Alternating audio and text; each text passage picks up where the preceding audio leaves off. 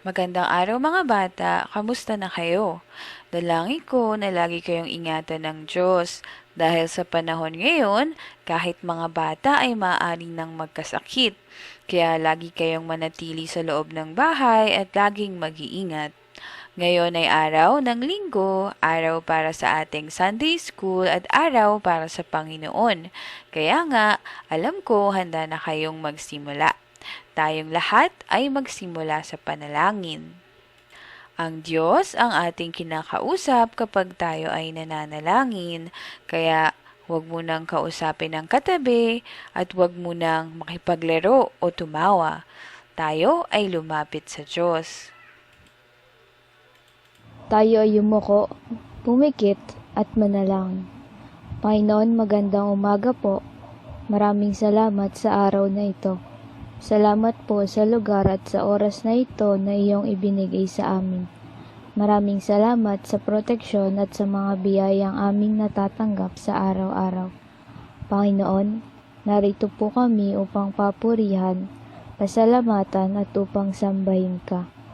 Kami po ay humihingi ng kapatawaran sa aming mga nagagawang kasalanan.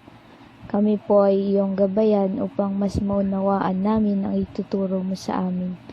Buksan mo po ang aming puso at isipan upang tanggapin ka at ang iyong salita. Ito po ang aming dalangin sa pangalan ni Jesus. Amen. Tayo naman ay umawit para sa Panginoon. Lahat tayo ay tumayo at sabay-sabay sumayaw at umawit.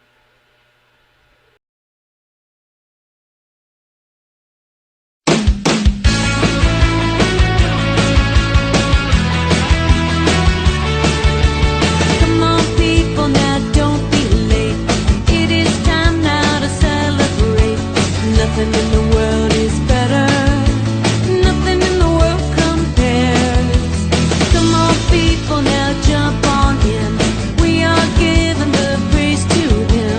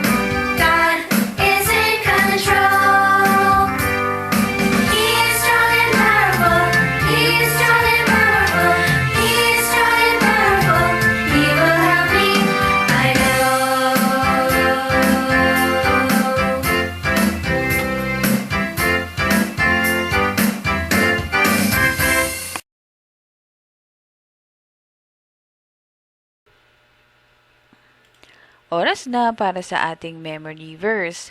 At meron tayong bagong memory verse para sa linggong ito na ituturo sa atin ni Teacher Johnzel. Makinig tayong mabuti. Magandang umaga mga bata, kamusta na kayo?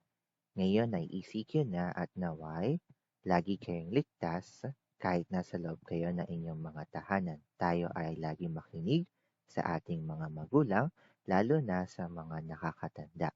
Handa na ba kayo mag-memory verse mga bata? Tayo ay magsimula.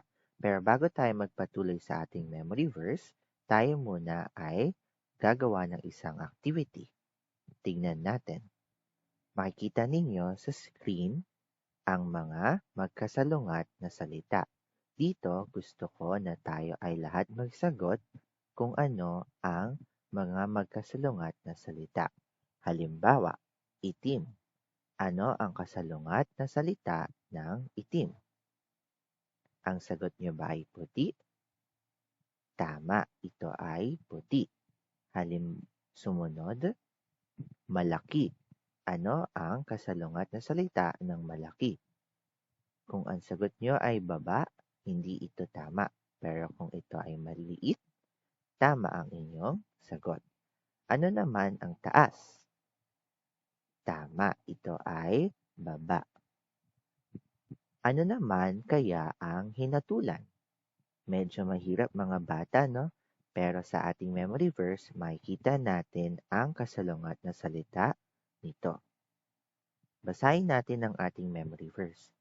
Ito ay matatagpuan sa Gawa 13, verse 39a. Sabay-sabay nating basahin. Sa pamamagitan niya, ang lahat ng sumasampalataya ay pinaging matuwid sa lahat ng bagay. Gawa 13, verse 39a. Ano kaya ang salitang kasalungat ng hinatulan dito sa ating verse? Ito ay pinaging matuwid. So, intindihin naman natin ang ating memory verse mga bata. Una, sa pamamagitan niya. Ang niya na salita dito ay tumutukoy kay Jesus o kay Heso Kristo, ang ating Panginoon, ang nag-iisang anak ng Diyos, at siya ay namatay para sa mga makasalanan. Ngunit siya rin ay muling nabuhay at namumuhay kailanpaman. At sa pamamagitan niya, isang napakagandang pangyayari ang naganap para sa ating lahat. Sumunod, pinaging matuwid. Ang ibig sabihin nito ay nakita ng Diyos na tayo ay matuwid kahit na tayo ay nakagawa ng mga kasalanan. Ni isa sa atin ay walang naging matuwid, ngunit mayroong isang tao na matuwid. Sino nga ito mga bata? Tama, siya ay si Heso Kristo. Tayo ay nakikita ng Diyos na matuwid sa pamamagitan ni Kristo. Sumunod, sumampalataya. Ang ibig sabihin ng sumampalataya ay hindi lamang alam natin o naiintindihan. Ito ay higit pa doon. Halimbawa na lamang mga bata. Huli, ang lahat. Ang pagdingin ng Diyos mga bata bilang matuwid sa atin ay hindi lamang para sa iyo, sa akin, kundi para sa lahat. Kung hindi mo pa napagkakatiwalaan si Jesus sa iyong buhay mga bata, sinasabi ng Biblia na ikaw ay hinatulan na. Ngunit kung ipinagkakatiwala mo ang iyong buhay kay Jesus at ikaw ay nagtitiwala kay Jesus bilang iyong tagapagligtas, ikaw ay pinaging matuwid na. Yan mga bata. Naintindihan niyo ba mga bata? Handa na ba kayong mag-memory verse repetition? Para sa linggong ito mga bata, ang nais kong gawin natin ay magbabanggit ako ng ilang kategorya at kung sino man sa inyo ang mayroong ganong katangian, kayo ay magbabasa. Una, lahat ng mga batang mayroong kulay yellow sa kanilang katawan. maging ito man ay damit, shorts, or tsinelas, o kaya naman ipit. Basahin natin ng sabay-sabay. Gawa 13 verse 39a. Sa pamamagitan niya, ang lahat ng sumasampalataya ay pinaging matuwid sa lahat ng bagay. Gawa 13 verse 39a. Ngayon naman mga bata, lahat ng mayroong kulay pula o red. Basahin natin mga bata. Gawa 13 verse 39a. Sa pamamagitan niya, ang lahat ng sumasampalataya ay pinaging matuwid sa lahat ng bagay. Gawa 13 verse 39a. Huli mga bata, tayong lahat. Sabay-sabay tayong magbasa. Gawa 13 verse 39a. Sa pamamagitan niya, ang lahat ng sumasampalataya ay pinaging matuwid sa lahat ng bagay. Gawa 13 verse 39a. Nakabisado niyo ba mga bata? Kung oo, mamaya pagkatapos ng ating Sunday School, kayo ay dapat mag-video ng inyong sarili habang binabanggit ang ating memory verse. Kayo ay maaaring magpatulong kay kuya, kay ate, kay mama, kay papa, o kahit sino nakakatanda na marunong mag-video at mag-send sa ating group chat sa Messenger. Kung wala naman kayong internet, mamaya maaari kayong ikutan ng ating mga teachers, o kaya ako ay hahanap sa inyo para mag-video para sa ating memory verse. Yun lang mga bata. See you! Bago tayo magpatuloy sa ating aralin, pakinggan natin ang announcement na sasabihin sa atin ni Teacher Jonel. Magandang umaga mga bata para sa ating announcement. Una, palagi tayong sumali ng ating Sunday School tuwing linggo at dahil sa ECQ, mas mabuting sa bahay na lamang tayo mag-Sunday School. Pwede tayong humingi ng tulong sa ating mga magulang at sa ating mga teachers. Pangalawa, para sa ating Bible reading assignment ngayong week, ang ating babasahin ay mula sa 1 chapter 20 hanggang 21 at Gawa chapter 1 verses 1 to 11. Patuloy tayong mag-join sa ating Bible reading mga bata. At para sa karagdagang announcement, magkakaroon tayo ng worship action dance assignment. Maaari tayong bumuo ng grupo at mag-record ng dance action video. Ito ay gagamitin natin sa ating Sunday School. Lagi lang magbasa ng announcement sa ating group chat para sa iba pang instruction para dito. Yun lamang mga bata. See you! Thank you mga teachers. Mga bata, meron tayong worship action dance assignment. Ibig sabihin, maglilista kayo ng inyong pangalan kung gusto nyong sumali sa ating program na ito. Mag-aaral lang kayo ng isang awit at sayaw at pagkatapos i-record nyo ito. Para tuwing Sunday School, ito ay pwede nating gamitin. Abangan nyo lang ang ating announcement sa ating group chat palagi. Kayo ba ay sasali dito? Mabuti kung ganon. Para sa ating lesson, mga nagdaang 3 linggo, ating pinag-aaralan ang mabuting balita ayon sa mga kulay. At sa palagay ko, natatandaan nyo pa ang mga kulay at ang mga ibig sabihin nila. Ano nga ang unang kulay? Una, ang ginto. Ito ang nagpapaalala sa akin sa Diyos na banal at ng langit na banal niyang tahanan. Natutunan natin na totoo nga na may langit dahil ito ang tirahan ng Diyos kung saan ang mga kalsada ay gawa sa ginto at napakagandang lugar. At syempre, dahil ito ay tahanan ng Diyos, ito ay banal. At nais din ng Diyos na tayo na kanyang mga nilikha ay makapiling niya. Pero, may isang dahilan kung bakit hindi tayo maaaring makarating sa langit. At ito ang susunod na kulay, hindi ba? Tama. Itong kulay ay nagpapaalala sa akin ng pinakamalalang uri ng kadiliman at ito ang kasalanan. Dahil sa kasalanan, tayo ay nahihiwalay sa Diyos at tayo ay namamatay at tayo ay dapat maparusahan ng Diyos. At dahil sa kasalanan, hindi tayo magiging karapat-dapat sa langit. Pero dahil tayo ay minamahal ng Diyos, ito nga ang susunod na kulay. Tama, ito ay nagpapaalala sa akin kay Jesus na nag-alay ng kanyang buhay sa krus at namatay para sa ating mga kasalanan. Pero mga bata, hindi pa dito nagtatapos ang ating mga aralin. Hindi ba?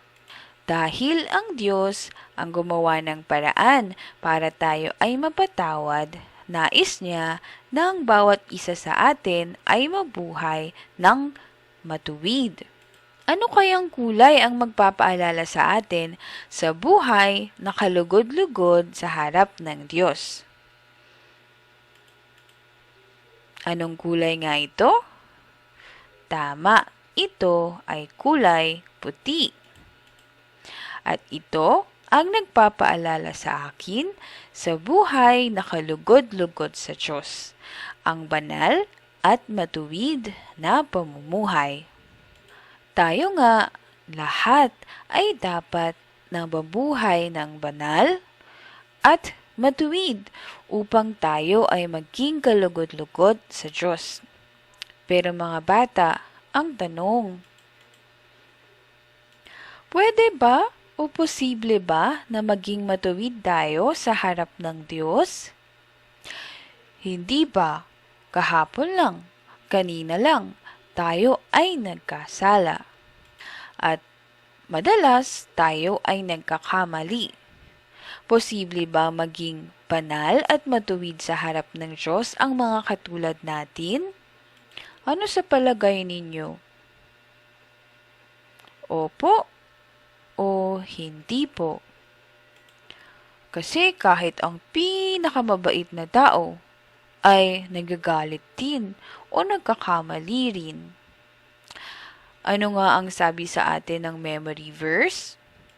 Sabi sa Gawa 13:39a, sa pamamagitan niya ang lahat ng sumasampalataya ay pinaging matuwid sa lahat ng bagay. Ano nga ang sagot? Ibig sabihin, pwede tayong maging matuwid sa harap ng Diyos dahil sa pamamagitan ni Jesus. Ang lahat ng sumasampalataya sa Kanya ay pinaging matuwid na ng Diyos. Pinaging matuwid, ibig sabihin, hindi na tayo nakikita ng Diyos na makasalanan, kundi ang tingin sa atin ng Diyos ay mga taong matuwid sa pamamagitan ni Jesus. Mga bata, ito ay naging posible dahil ang ating Panginoong Hesukristo ay namatay at muling nabuhay. Ibig sabihin, pinagtagumpayan ni Jesus ang ating mga kasalanan. At siya nga ay nagtagumpay. Pero, isa pang tanong, totoo bang si Jesus ay muling nabuhay? Para malaman natin ang sagot, alamin natin mula sa Biblia. Mga bata, panoorin at pakinggan natin ang kwentong ito mula sa Biblia.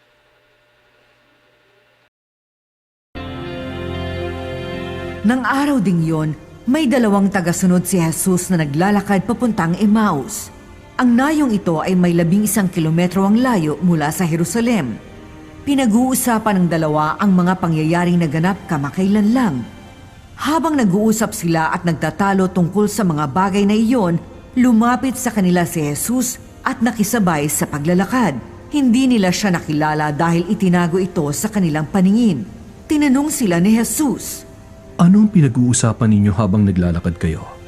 Tumigil sandali ang dalawa na malungkot ang mga mukha.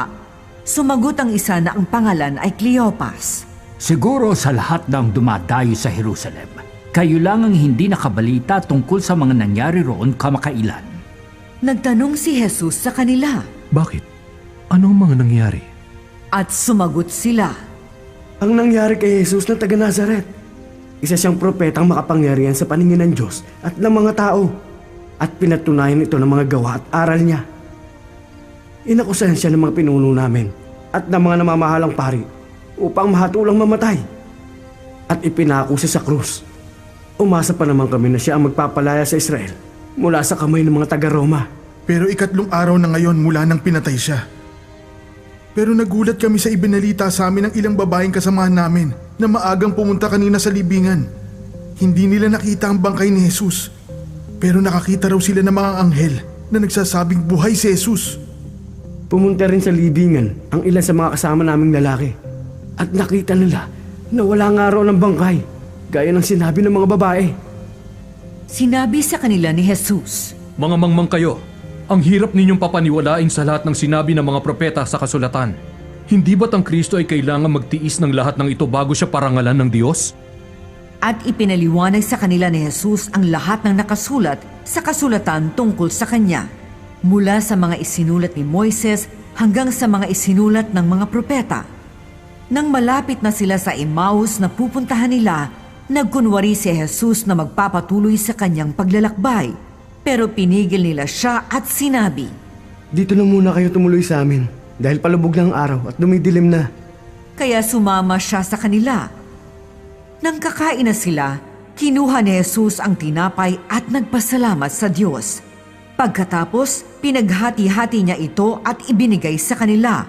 Nabuksan ang kanilang mga paningin at nakilala nila si Jesus. Pero bigla siyang nawala sa kanilang paningin. Sinabi nila, Kaya pala ang ganda ng pakiramdam natin habang kinakausap niya tayo sa daan at ipinapaliwanag sa atin ang kasulatan. noon din ay bumalik sila sa Jerusalem. Nadatna nilang nagtitipon ang 11 apostol at ang iba pa nilang kasamahan. Pinag-uusapan nilang, Muling ang nabuhay ang Panginoon. Nagpakita siya kay Pedro. ikinuwento naman ng dalawang galing Emmaus ang nangyari sa kanila sa daan at kung paano nila nakilala si Jesus nang paghahati-hatiin niya ang tinapay. Nang takip silim na ng araw na yon, nagsama-sama ang mga tagasunod ni Jesus. Ikinandado nila ang mga pinto dahil sa takot sa mga pinuno ng mga Hudyo. Dumating si Jesus at tumayo sa gitna nila at sinabi, Sumainyo ang kapayapaan. Pagkasabi niya nito, ipinakita niya ang sugat sa mga kamay at tagiliran niya. Labis na natuwa ang mga tagasunod nang makita ang Panginoon. Muling sinabi ni Jesus sa kanila, Sumainyo ang kapayapaan. Kung paanong sinugo ako ng Ama, kayo ay isinusugo ko rin. Pagkasabi niya nito, hiningahan niya sila at sinabi, Sumainyo ang kapayapaan. Tanggapin niyo ang banal na Espiritu. Kung patatawarin niyo ang kasalanan ng isang tao, pinatawad na siya ng Diyos. At kung hindi niyo patatawarin ang kanyang kasalanan, hindi rin siya pinatawad ng Diyos. Si Tomas na tinatawag na kambal, na isa rin sa 12 apostol, ay hindi nila kasama nang nagpakita si Jesus. Kaya ibinalita nila sa kanya na nakita nila ang Panginoon. Pero sinabi niya sa kanila, Hindi ako maniniwala hanggat hindi ko nakikita ang mga sugat ng pagkakapako sa mga kamay niya at mahipo ang mga ito, pati na ang sugat sa kanyang tagiliran. Makalipas ang 8 araw, nagtipon ulit ang mga tagasunod ni Jesus sa loob ng bahay. Kasama na nila si Tomas. Kahit nakakandado ang mga pinto, dumating si Jesus at tumayo sa gitna nila at sinabi, Sumainyo ang kapayapaan. Sinabi ni Jesus kay Tomas, Tingnan mo ang mga kamay ko. Hipuin mo, pati na rin ang aking tagiliran. Huwag ka nang magduda. Maniwala ka na. Sinabi ni Tomas sa kanya, Panginoon ko at Diyos ko. Sinabi ni Jesus sa kanya, Naniniwala ka na ba dahil nakita mo ako? Mapalad ang mga naniniwala kahit hindi nila ako nakita. Ayan, napanood mo bang mabuti?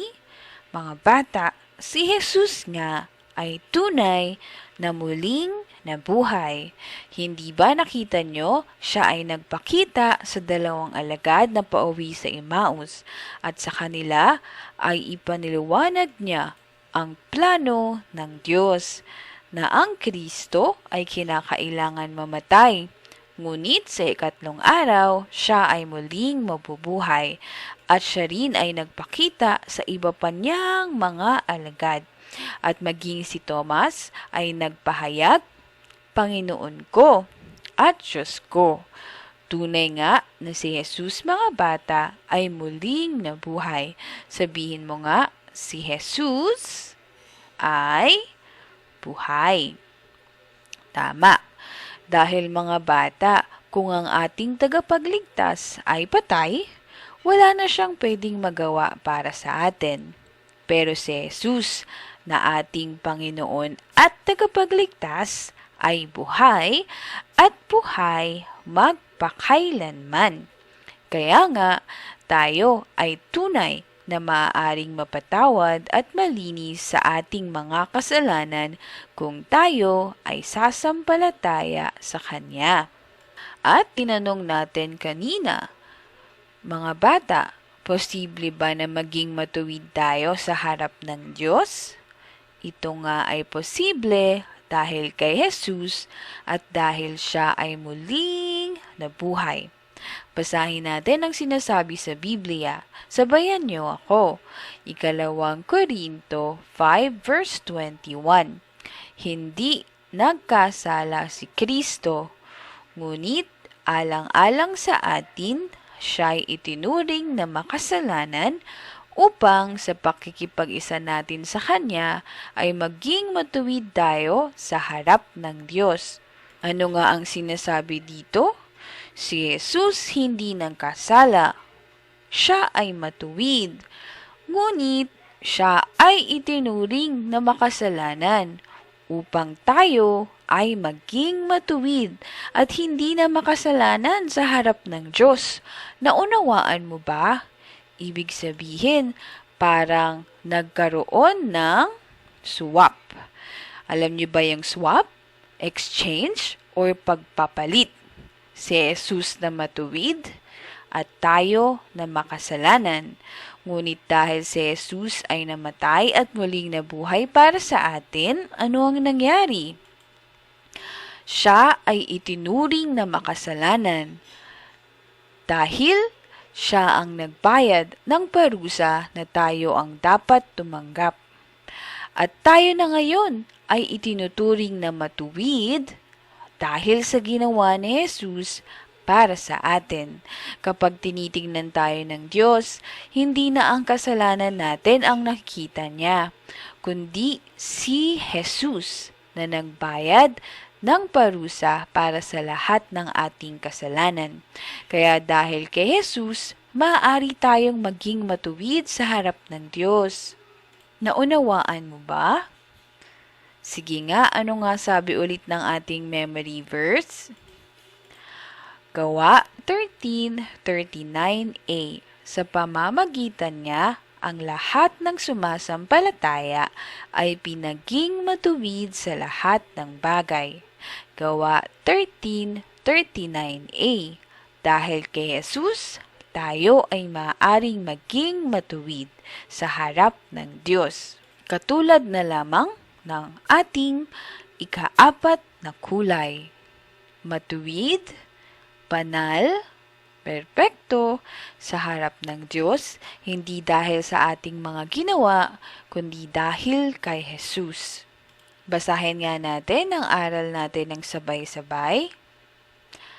Tayo ay pinagiging matuwid sa harap ng Diyos kung tayo ay sumasampalataya kay Jesus. Ikaw ba ay sumasampalataya kay Jesus? Totoo bang tinanggap mo siya bilang iyong Panginoon, tagapagligtas at Diyos?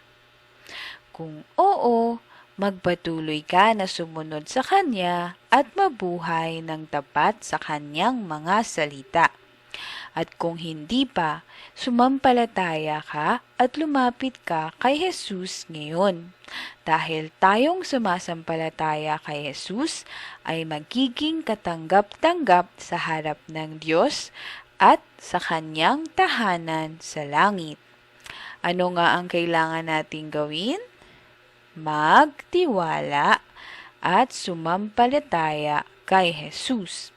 At tayo ay magiging matuwid at malinis sa harap ng Diyos. At ano ang natutunan natin ngayon? Ito ay naging posible dahil si Jesus ay buhay. Sabayin natin, si Jesus ay buhay magpakailanman at siya ang ating hari. Tayo ay patuloy na maglingkod kay Jesus at makinig sa kanyang mga salita at sumunod sa kanya.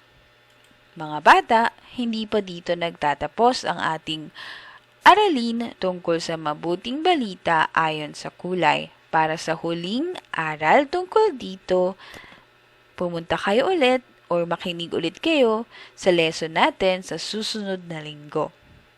Pero sa ngayon, tayo muna ay magtapos na sa panalangin. Tayong lahat ay manalangin. Tayo ay yumuko, pumikit at manalangin. Panginoon, maraming salamat po sa mensahe na aming narinig ngayong araw na ito. Pinaalala niyo po sa amin na ang pagkakaroon ng pananampalataya kay Jesus ang aming dapat gawin para kami po ay mapatawad sa aming mga kasalanan at maging matuwid sa iyong harapan. Lahat po kami ay nagkasala at nagpapasalamat po kami dahil sa pag-asa na ibinigay mo sa aming mga buhay. Hinihiling po namin ang iyong gabay at nawa manatili po sa aming mga buhay ang aral na aming natutunan ngayon.